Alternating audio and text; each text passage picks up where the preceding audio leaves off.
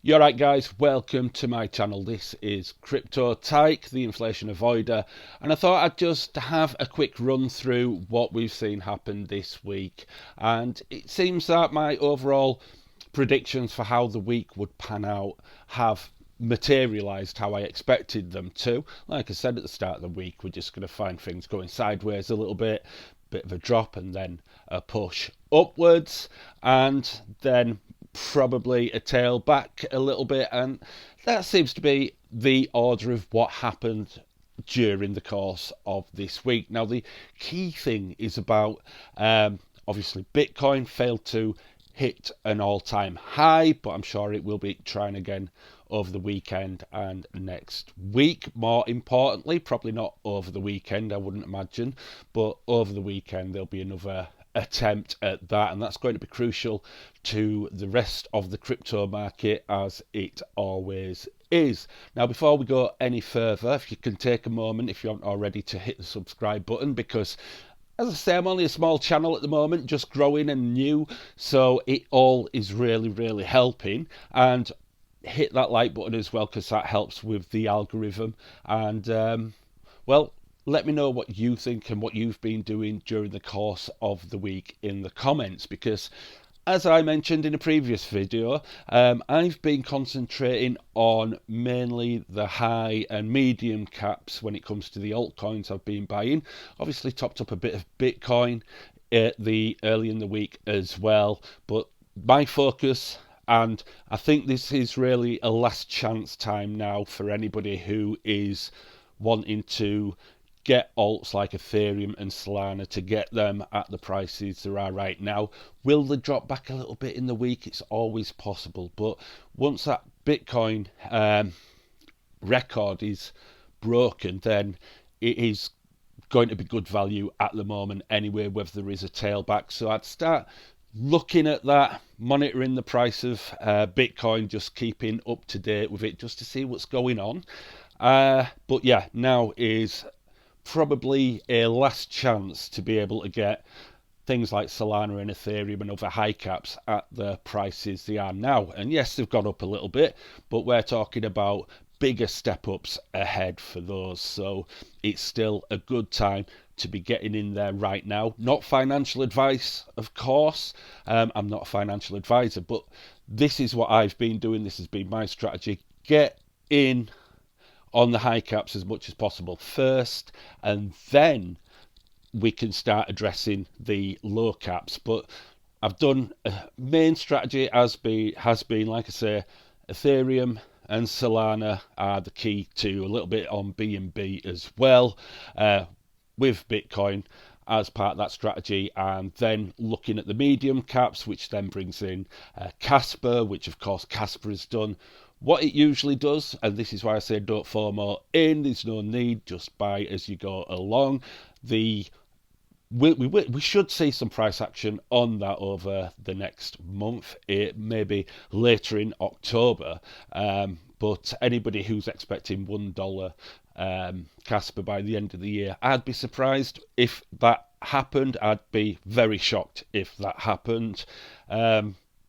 Maybe if we're looking at a very generous prediction for that, maybe 25 cents in October, November, but it's going to take a lot of work for that to happen, and I think it probably would require a Binance listing. And like I've said before, for people who are hodling Casper, I'm very surprised by this need for a Binance listing. There seems to be so much excitement about it, and it's like I keep getting told these people are in it for the long term, but a Binance listing will mean that as we get to the height of this alt season, you'll have the what I call retail, because realistically we're all retail.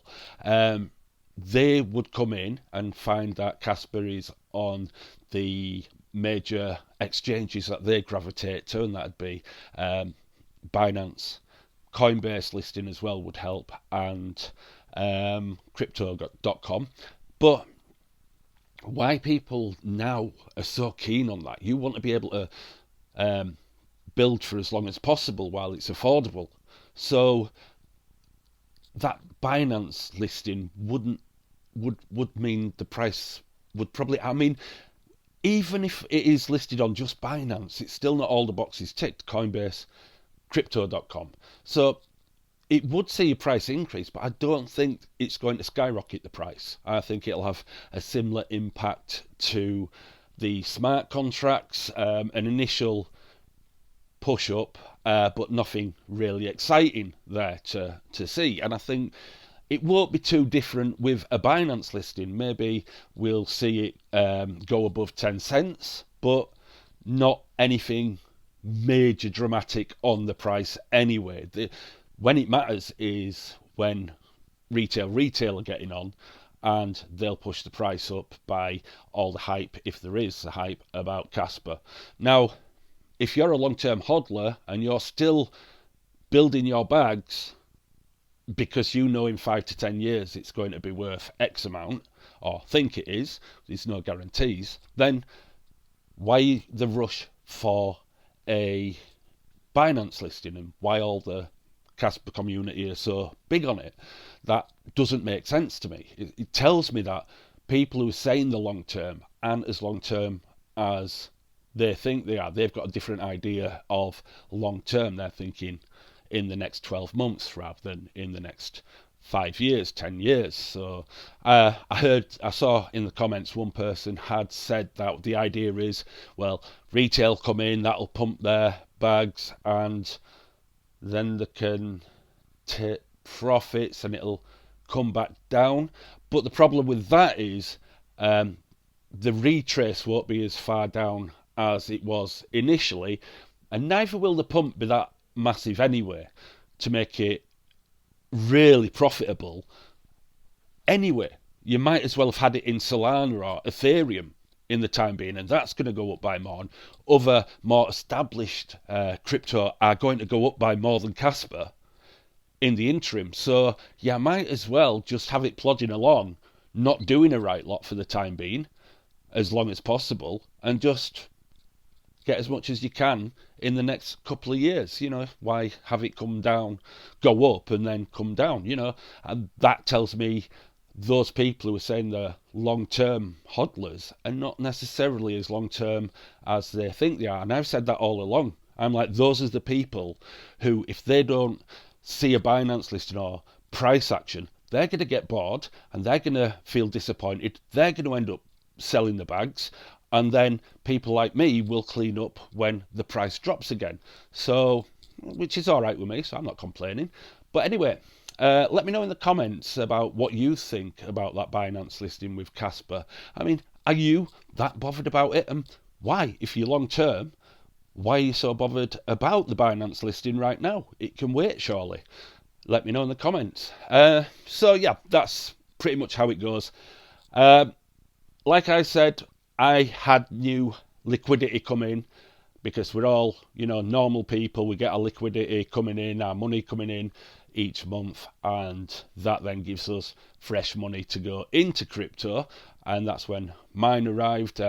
You know, it comes in weirdly, does mine, because, you know, I make money from selling records as well.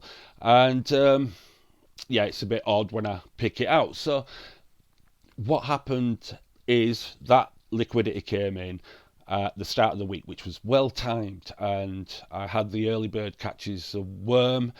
Oh no, you snooze, you lose, that were it. And I was snoozing. Luckily, I had some limit orders on for certain things, but I had been buying because I had a bad night's sleep, and I'd been buying at around 12:30, 1 in the morning. So I was able to catch prices before they pushed up. But obviously, some have come back down a little bit since then, so they're in the region of what they were anyway. But it allowed me to pick up things like Chainlink, a bit of Ethereum, Solana, a bit more Kaspa while it was there as well. So that is how I've been playing it. Try and focus early doors on the principle that Bitcoin, when that goes up and breaks its all-time high, and when it is going up like that, the high caps will then follow next, which will be Solana, Ethereum, etc., and then the medium caps, and then last of all, the low caps. So, and the beauty of that is the high caps are harder to buy in, the amounts we'd like to. So it's important to have your liquidity in there first. Then you can look at Kaspa, and because that would be more of a mid cap and things like that. And then any like moonshots or anything that you're eyeing, leave them later because you can buy a lot in a short amount of time and the price won't have gone that mad. It's like what I say with Kaspa.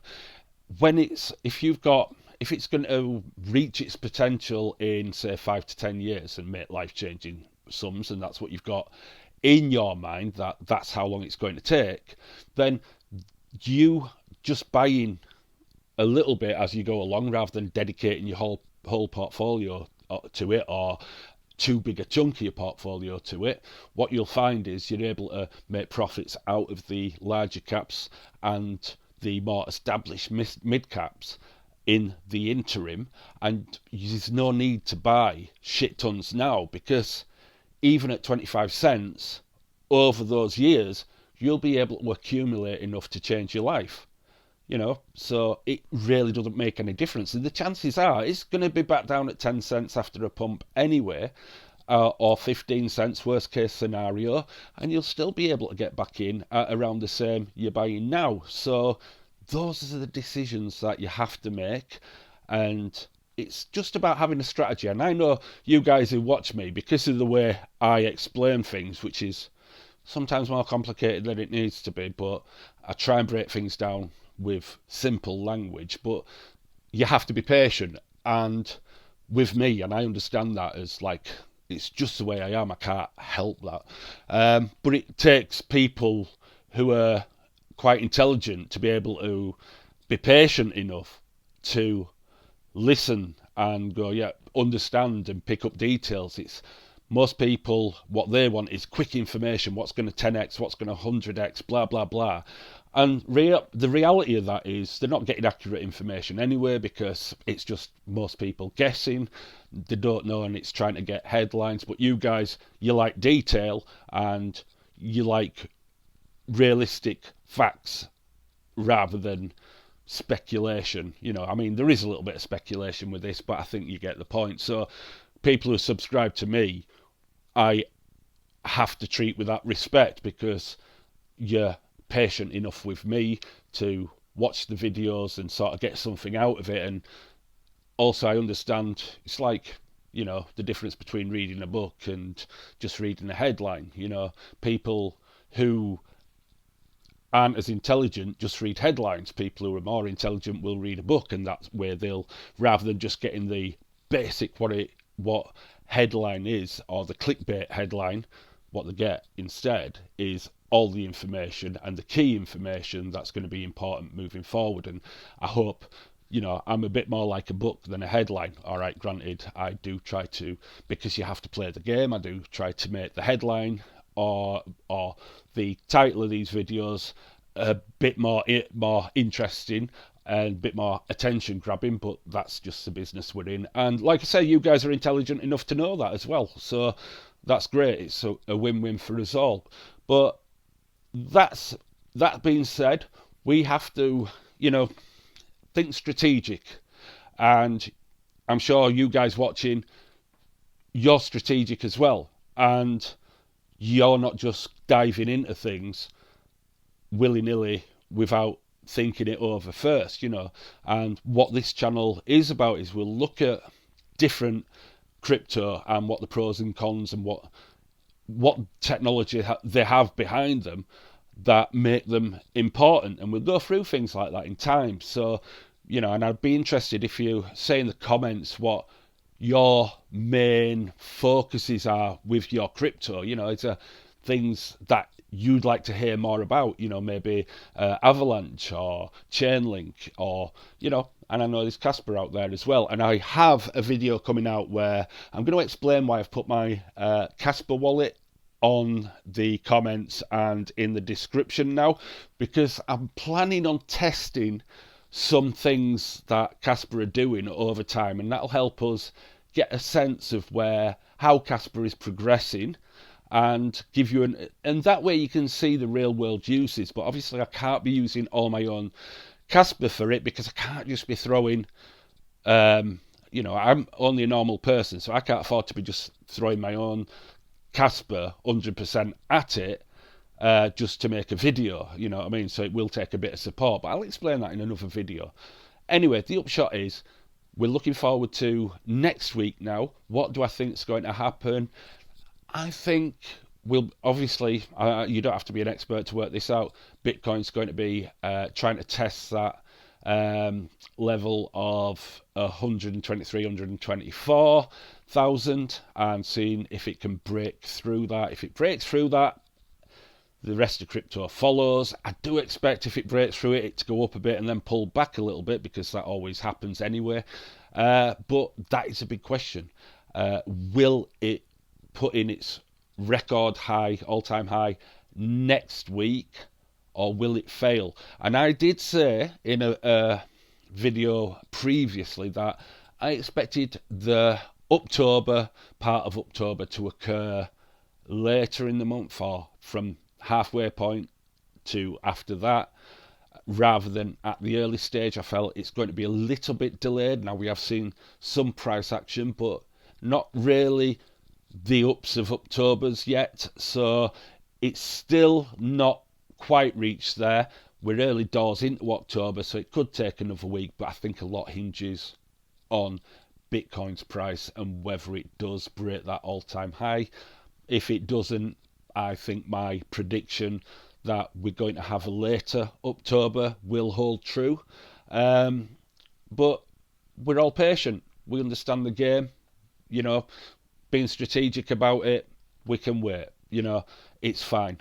We'll make the money in the long term. And who knows, you might just squeeze a bit of extra liquidity into your crypto positions in the meantime as well. So that taking a little bit of time doesn't really matter, because for us normal people, we could always have more in crypto than we already have. So it's a win-win for us. You just stay patient with it. Don't panic. Don't worry about downs. And don't get overexcited about the ups either. If you balance those two things out, you can't go wrong, really. And that's all I'm saying. So next week, very interesting week. Let's see what Bitcoin does. And I'd recommend, like I say, not financial advice. I'm not a financial advisor. Fuck me. If I were a financial advisor, I'd probably be saying don't buy crypto, because that's what financial advisors say. But we're in it. I think crypto is the future. So whatever. Anyway, yeah. So it all hinges on Bitcoin, and that will be the catalyst, as we all know, for any breakouts. And as ever, it'll be the high caps first, so make sure if you are buying anything, get those high cap buys in so you're not getting left behind, because they're your security blankets. And also, will probably go up more than anything anyway. You'll find that those will be the ones that go up more than everything else on your portfolio. You might get one lucky one that outperforms it, but at the moment, that's your safest money. And it's about staying safe at the same time. So I don't believe in having like 50% of your portfolio in Kaspa, because A, it's long term, and B, it's hogging money into one place when it could be making money in another. And the name of the game for Kaspa holders is to accumulate as much Kaspa as I possibly can. Yet just having it wasting away for time not doing anything is holding that up. But if it's not taking up a big part of your portfolio, it's absolutely fine. It's when it's taking up over 50%, you've got to start asking those questions. And that's something I did before with mine. I felt it was there was too much in there compared to the rest of my portfolio, so I got rid of 40%, and I've slowly built that back up. Well, quite quickly built that back up, and the percentage is kept a lower percent compared to the other stuff I'm buying. So like I say, it's a win-win for me. But that's it. Anyway, long enough video. I've rattled on and I'm running out of things to say. I'll release another video on Monday, which will probably look forward to the week and see what's going on. Leave a comment. Let me know what you think is going to happen next week. And leave a like. And of course, If you haven't already, hit the subscribe button. Thank you to everybody who's subscribed so far. I'm really impressed with it. And hit the bell icon as well if you want to be updated as soon as I release a video. Catch you later, guys. Thank you. Bye bye.